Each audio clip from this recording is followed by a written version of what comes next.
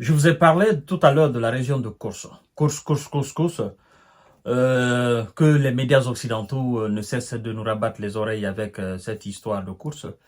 Laissez-moi vous dire que hier samedi, 31 août 2024, oui, pendant que M. Zellelan était en train de se préparer avec ses alliés occidentaux à comment ils vont procéder à l'envoi des drones dans les différentes régions de la Russie et comment est-ce que ils peuvent le réaliser sans que ces drones ne soient détruits à la fois. Dans la région de Corse, ils en ont perdu 400 S, 18 blindés et d'autres encore. Et on vous rappelle qu'ils ont perdu plus de 8000 et quelques soldats depuis le début de leur incursion sur le sol russe. Mesdames et messieurs et mesdemoiselles, vous savez, je vais vous dire un truc. La région de Corse, l'opération des Otaniens dans cette région avait deux buts, deux objectifs principaux. Le premier objectif principal, c'était une manière de révolter Vladimir Poutine afin qu'il utilise des armes de destruction massive et anéantir complètement l'Ukraine. Parce que pour eux, dans ce contexte-là, si l'Ukraine venait à pénétrer le sol russe, ça signifierait que la souveraineté territoriale de la Russie est en danger. Et donc, l'indépendance même de la Russie est en péril. Pour eux, leur analyse, c'était ça. Et donc, ça va déclencher à M. Vladimir Poutine une colère hystérique et qui va tout de suite donner de l'ordre à ses officiers de procéder à la destruction totale de l'Ukraine. Et comme ça, on n'en parle pas. C'était leur objectif principal. Mais au lieu de cela, qu'est-ce qui s'est passé? Monsieur Vladimir Poutine et ses officiers, ses chefs d'état-major, le Conseil de sécurité de la Russie a décidé de procéder autrement. Comment ils ont fait? En fait, ils ont mis cette incursion à la porte des terreaux. Vous voyez? Ils ont dit que ces actions, ce sont des terreaux qui sont arrivés en Russie. Et que l'organe qui est chargé de combattre les terreaux sur le territoire russe, cet organe doit se charger, n'est-ce pas, de neutraliser ces terreaux. C'est pourquoi, jusqu'à présent, je ne parle pas de ceux qui déposent l'arme tranquillement et se rendent. Mais tous ceux qui résistent, ils sont amenés au repos éternel. Parce que même ceux qui déposent les armes, qui se rendent à l'armée, à la Russie, ben, ils sont considérés comme terreaux. Ils seront jugés comme terreaux. Et donc, dans ce cas de figure, les Occidentaux ont été pris à contre-pied.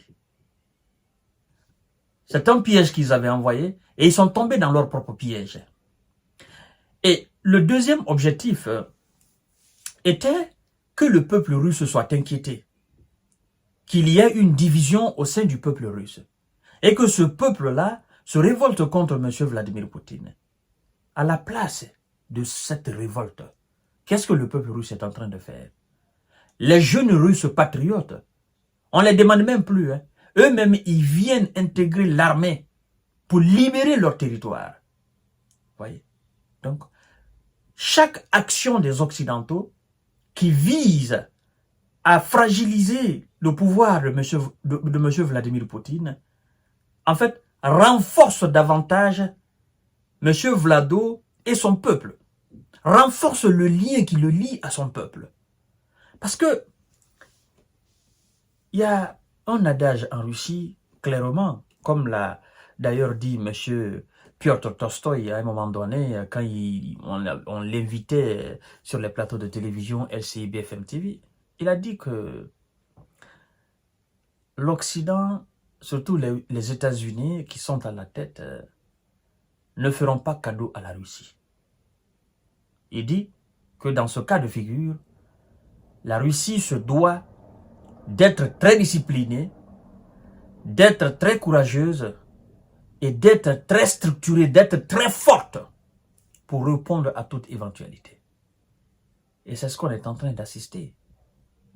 Donc, les jeunes Russes ont dans la tête que si aujourd'hui leur président saute, ou que si aujourd'hui il y a de la subversion dans leur pays, c'est pas dans leur intérêt. Tout le grand respect qu'ils ont aujourd'hui, c'est parce que c'est une Russie unie. C'est une Russie forte. Ils savent qu'une Russie divisée, disloquée, ça sera de l'humiliation pour tous les Russes qui vont se trouver dans les États alors de cette Russie disloquée-là. Ça sera de l'humiliation pour tous les Russes qui iront à travers le monde entier. Ils ne seront pas considérés. On se dira, ben, les Occidentaux ont réussi, ils vous ont divisé, ils ont fait sauter votre chef. Donc, c'était le deuxième objectif de cette incursion. Je fais cette explication pour que vous compreniez. Mais les deux objectifs aujourd'hui des Occidentaux qui sont tombés dans l'eau, parce que c'était des pièges, ils sont tombés dans leur propre piège, ils sont en train de se noyer dans leur propre piège. Alors, la question centrale, principale qu'on doit se poser, c'est cette incursion des Occidentaux sur le territoire russe profite à qui? Qui est-ce qui tire profit de cela aujourd'hui? Mesdames et messieurs, n'allez pas chercher la réponse beaucoup plus loin. Ce n'est pas les Américains, ce n'est pas les Français, ce n'est pas les Britanniques, ce n'est pas les Ukrainiens qui sont en train de profiter de leur incursion. C'est la Russie qui tire profit de l'incursion des Occidentaux sur son propre territoire. Vous savez comment la Russie profite? La Russie profite de la division des troupes otaniennes entre le Donbass et ceux qui se trouvent, n'est-ce pas, à Kursk. Parce que Zelensky n'a pas les moyens d'entretenir ceux qui sont dans le Donbass et qui ne peut pas ravitailler ceux qui sont dans la région de Kursk russe. Qu'est-ce qu'il fait? Qu'est-ce qu'il fait aujourd'hui? Ben, il fait rien, parce qu'il n'y a rien à faire. À l'est du pays, il est en train de perdre de façon inexpliquée au fait. Oui, parce qu'il n'y a pas d'explication. Il est en train de perdre gravement son territoire à l'est. Vous voyez? Donc, l'affaiblissement de ces troupes face aux Russes dans le Donbass, effectivement, la Russie tire profit. Le maintien de ces gars dans la région Kursk, qui n'évolue pas, qu'on neutralise chaque jour, et que lui tente de les ravitailler par tous les moyens possibles, effectivement, ça fait deux efforts immenses. Effort, les soldats dans le Donbass, effort, ceux qui sont dans la région Kursk. Étant donné que lui n'a pas réellement les capacités à tenir les deux blocs comme ça. Vous voyez? Donc, la Russie tire profit. Non seulement elle a stoppé, mais aussi elle continue d'anéantir. Et dans le Donbass, on ne la résiste pas, elle avance. Et donc, des deux côtés, les Occidentaux, ils perdent. Ils continuent d'enregistrer des pertes énormes, mesdames et messieurs. En 24 heures, la journée d'hier, samedi à aujourd'hui, mesdames et messieurs, ils ont perdu 400 S dans la région de Kursk. C'est comme si la Russie procède. Ben, il faut pas qu'on les anéantisse tous. Nous allons petit à petit, dans cette guerre d'usure comme ça, là, ben, Zelensky passera par des moyens pour ravitailler ces hommes. Sachant, parce que si on les neutralise tous, là, qu'est-ce qui va se passer? Ils vont former d'autres personnes pour les envoyer dans la région de Donbass. Compliquer la situation là-bas pour nos hommes. Même si on sait qu'ils n'ont pas la capacité. Donc, continuons de les maintenir comme ça. Comme ça, ils sont divisés. Au lieu que nous soyons divisés et que eux, ils tirent profit de cette situation, ce sont eux qui sont divisés et nous tirons profit de cela. Vous avez vu l'avancée fulgurante des hommes de Vlado dans la région de Donbass. Et c'est ce qui continue de faire. C'est pourquoi je dis, c'est la Russie qui tire profit, n'est-ce pas, de cette incursion des Occidentaux sur le territoire russe. De plus, c'est-à-dire, au-delà des 400 S qui ont été envoyés par les hommes de Vlado au repos éternel, ils ont perdu 18 blindés. 18 blindés qui ont été détruits. Mesdames et messieurs, vous devez savoir aussi que les troupes russes ont frappé Monsieur Zelensky et ses hommes, ses occidentaux, dans 15 localités de Kursk, c'est-à-dire 15 petites localités dans la région de Kursk. Et on vous informe qu'au total, depuis le début de cette incursion des Occidentaux sur le territoire russe, on vous informe qu'ils ont perdu plus de 8200 S et plus de 76 chars depuis le début de son incursion le 6 août.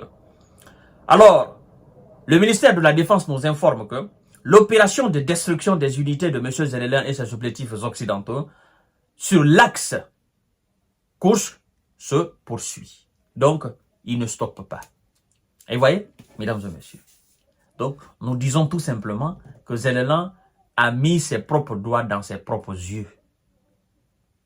Et il est dans un dilemme de choix. Qu'est-ce qu'il faut faire?